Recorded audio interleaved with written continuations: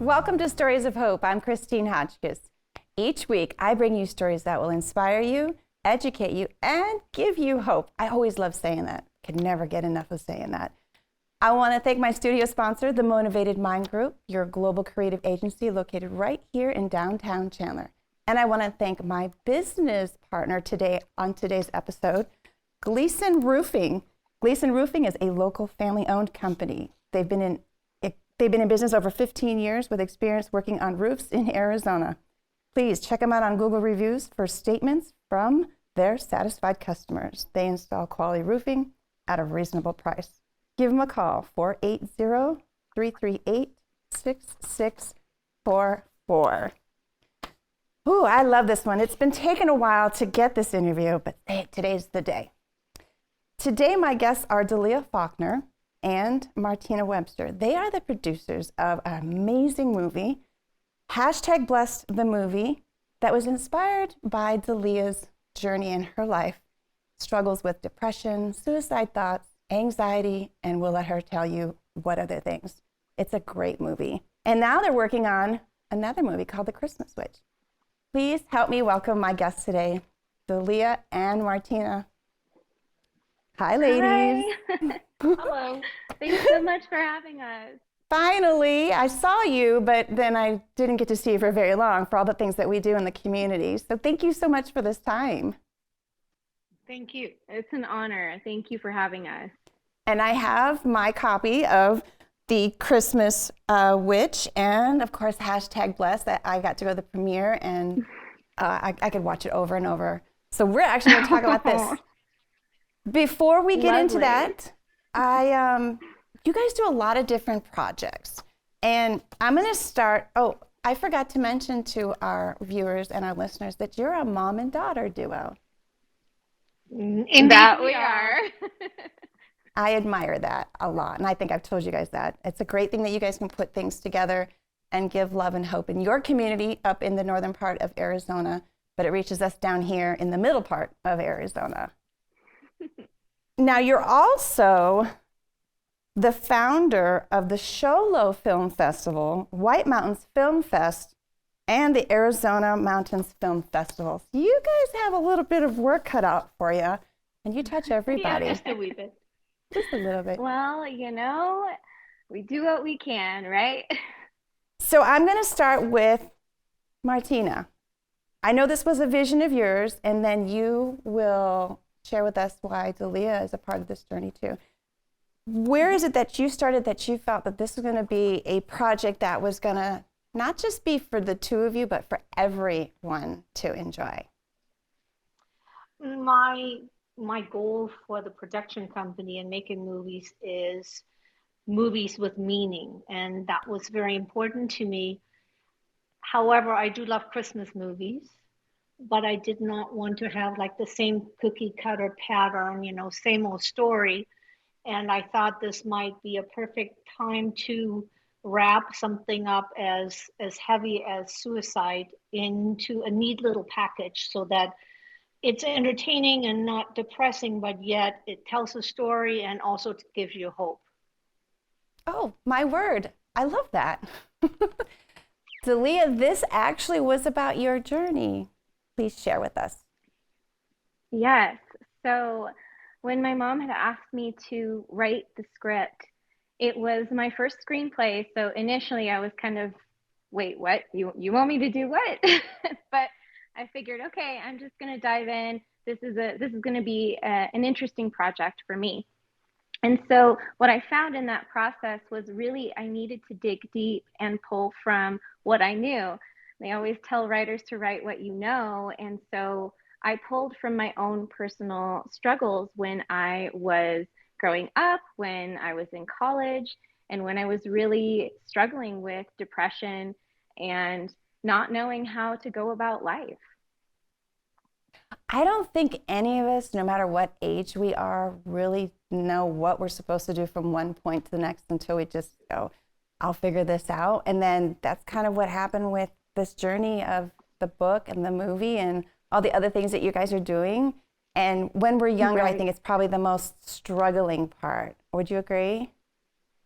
I would absolutely agree. I think the longer we stick around, the more we learn from ourselves and from our communities, the people we surround ourselves with. But I also feel like as we are younger and in the world today, there's so much more opportunity for us to compare ourselves. You know, keeping up with the Joneses, where it used to be your next door neighbor, now it's in your pocket and it follows you around. The whole So, world. yeah, the whole world is keeping up with the Joneses. And I felt like it was also a good opportunity to speak to this can be a wonderful tool, and this can also be something that we need to heal. You know, you're talking Yeah, about keeping for up sure. with you talk about keeping up with the Joneses. My thing is that I don't care what walk of life you're on, whether you have a social platform or not. We're always on Spotlight, right? So it's not just So about keeping up with the true. Joneses. Very We're always true. on Spotlight. You've got people that, with no pun intended, with what we had to deal with a couple of years ago, we're not going to go there, is the masks that we wear to say, I'm okay. Mm-hmm. And inside you're going, no, I'm not. And I think that's one of the things Right. Yeah.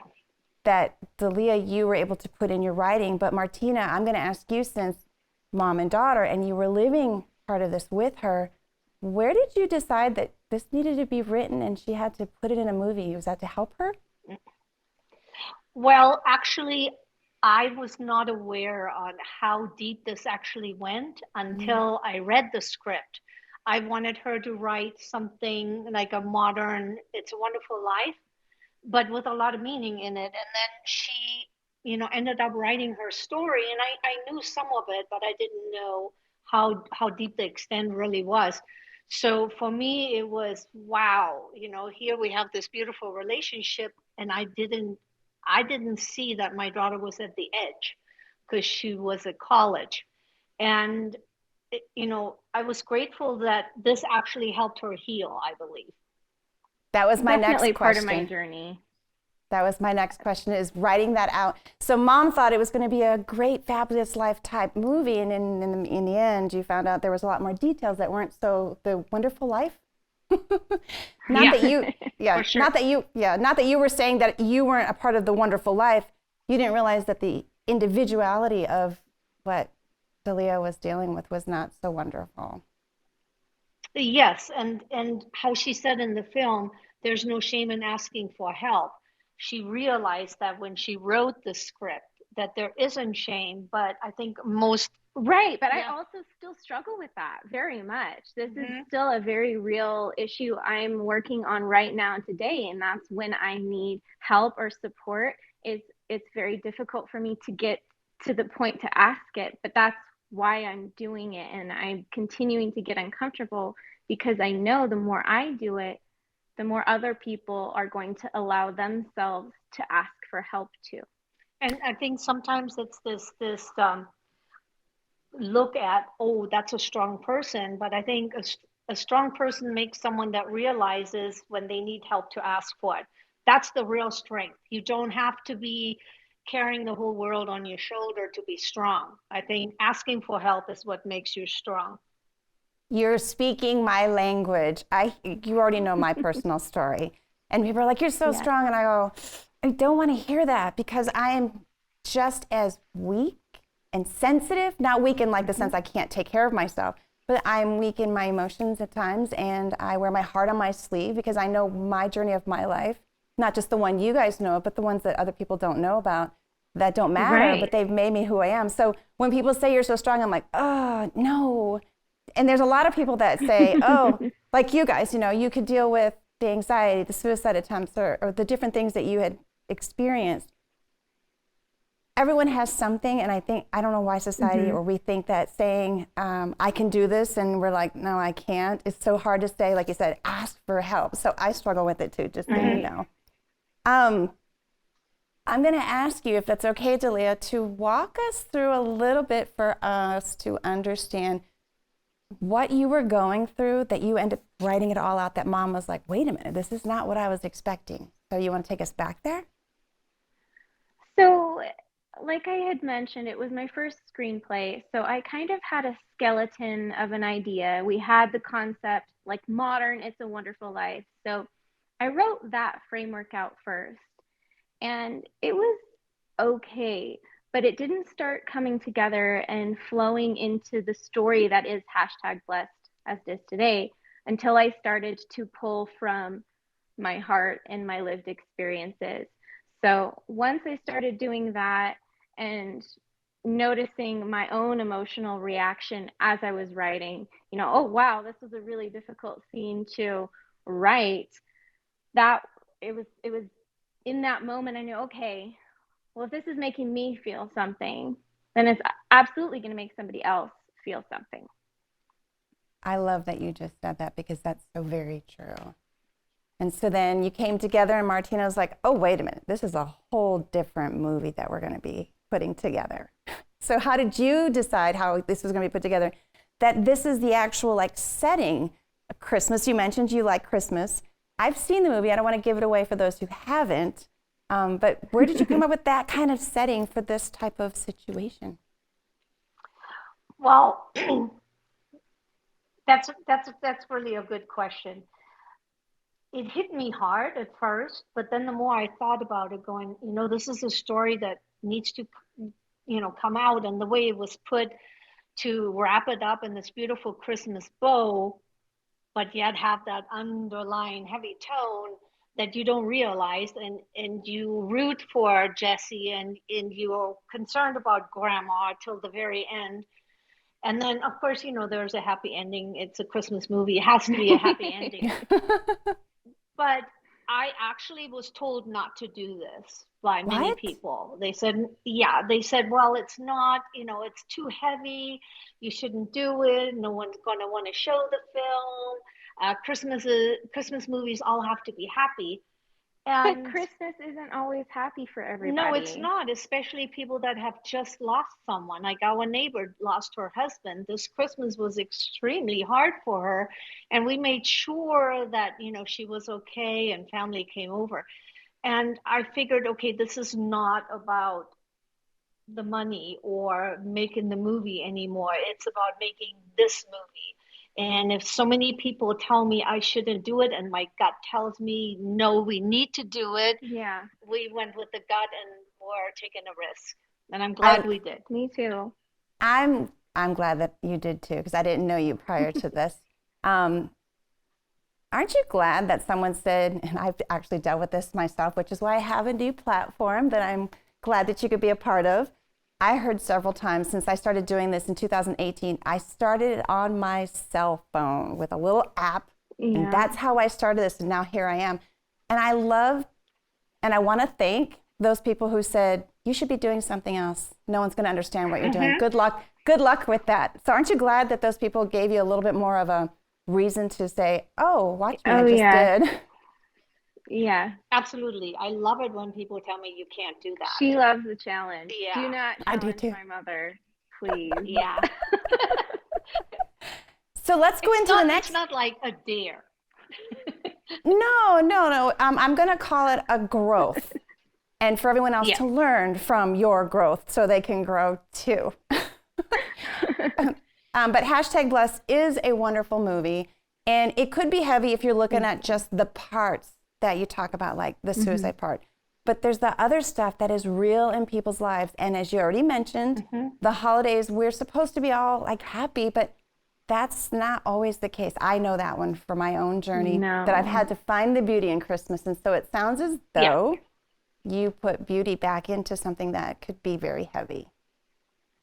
And that's very well put. The movie is made so that people find the joy of Christmas again. Just like Jessie. Yeah. Yes. We keep telling this, these things in the movie, and we haven't told anyone about what the whole story is about. So that means they're going to have to go and find it. So I'm going to give you this option right now to tell us where we can find the movie so that they can get their own copy. Go ahead. Okay, so you can stream #Blessed on many different platforms. We also have DVDs available on our website at #blessthemovie.com. You can stream via Tubi, on PureFlix, Plex, UpTV, Amazon Prime, and many others. So in other words, you can be found just about anywhere. Yeah. Yes. Perfect. So now we have another movie you guys are in the works for, which is the book, The Christmas Witch. Tell me about this one, because I really don't know much about it. I've only gotten to read a few pages with my busy life like you guys, but I will, I promise. Well, I'm going to let her talk, but just to let you know, #Blessed introduced Amberlight Valley I was going to go there to the too. audience. Okay.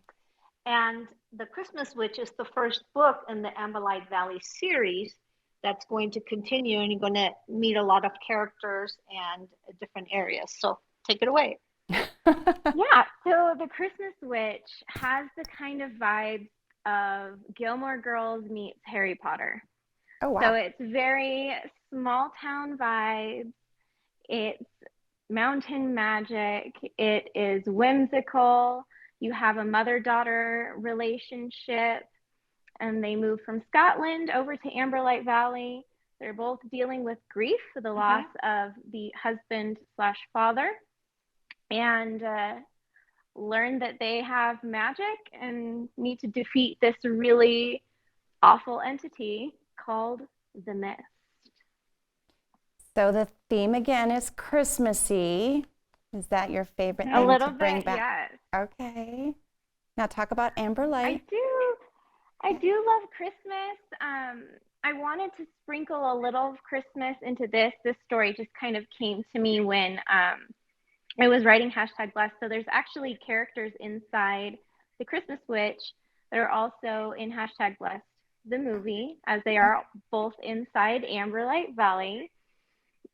But it's a very different kind of story. And also deals with bullying at school. Yes, this but is again, also true. it's all wrapped up in that neat little package, so you don't realize, that the heaviness that's underlying. Now, you just talked about bullying, but that wasn't one of the things that you dealt with when it came to The Christmas Witch. So tell me why you chose that too. For The Christmas Witch, I wanted to directly speak to it because it's something I directly experienced in my scholastic endeavors. So I could absolutely speak from experience in that regard. So I figured, hey, I know kids today too are dealing with a whole other realm of that. And so I'm hopeful, because the book doesn't really touch too much on the digital aspects of it, but I do want to include that in the film. So you also have a blog for Amberlight. You want to share that? I get your newsletters, so I want you to share that in case someone wants to learn more about the journey of what Amberlight is and more about what you guys are doing. Yes, thank you so much. So I have this really cool, I guess you could call it like a secret garden on the internet called Amberlight Valley, and it's at meetmeinamberlight.com. It's a hub where you can talk about my books, the movies that I'm writing, that we're making. We're posting auditions and opportunities for extras. There's challenges, all kinds of exciting giveaways and fun things in there. And it's absolutely free. A fun way to get to know other people who have watched #Blessed or read The Christmas Witch. Or just need a little extra help sometimes. That is totally a wonderful space for support. Yeah. I like that you say that, because the way that we are connecting nowadays, ever since 2020, I don't know if that's ever going to leave our lips as long as we live, because to me, it was like a reset on everything, no matter your walk of life. And for me, I was able to rebrand myself, because other things I was used to were no longer the same as we knew them to be, which actually works out great. Right. And also, when you think about it, when you look at resources or people who are needing help, we would have a phone number, which we still do. You have your emergency numbers and your hotlines, but then now you can connect through blogs and of course, books and movies. Of course.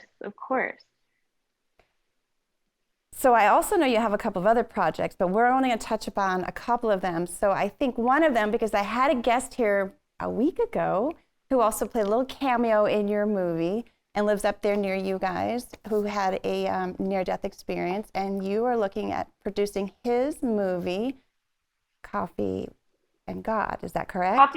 Coffee and God. Yes. Yes, that's Tim. He's a Tim wonderful Oldman. person.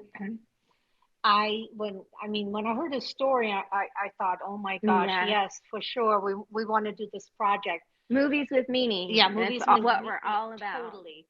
So the script is done, and now we're raising funds. And I'm crossing my fingers because it looks like PureFlix might be interested in actually helping us produce this film, but we'll cross our fingers.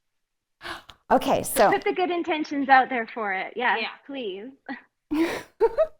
I love his story, and I'll cross my fingers. And like you said, movies with meanings, and I love PureFlix. I've always been a subscriber to their movies, and it just brings a different piece and relation to real life things that happen. So thank you for being one of those people as well that gives hope to other people based on your stories and seeing other people's that you can put it in a film. So before I ask my final question, I ask a lot of questions, but is there anything that we love it. I had a particular individual that said, you sure ask a lot of questions. So my response was, I do. So I'm doing quite well with that. I'm doing quite well with that. Is there anything that I did not ask that you want to share before I ask that last question? Oh, wow. Oh.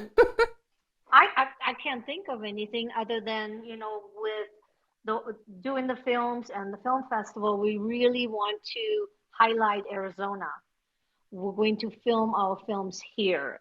We are as much as humanly possible. We're bringing the filmmakers to the film festival. We have a must-attend policy to bring them up here and show them, hey, you can come film here.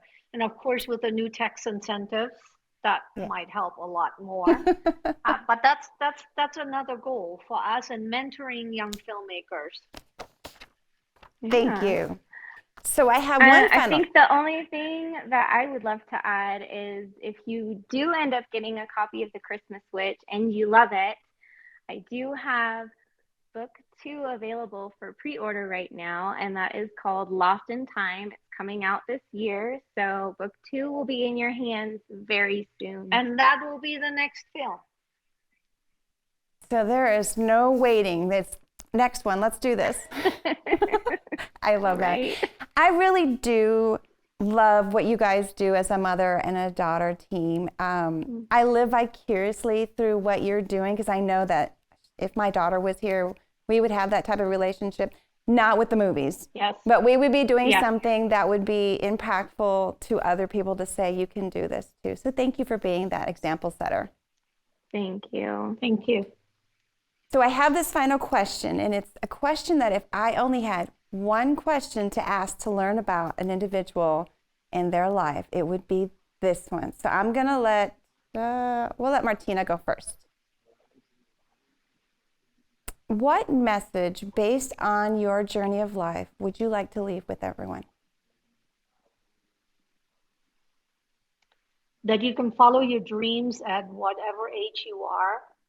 I'm proud to say I'm going to be 64 and I'm not ready to sit in a corner and knit. Even so, knitting, I'm not putting it down, but I just want to do things that I really like. I want to spend my time. It's precious. You can't get it back.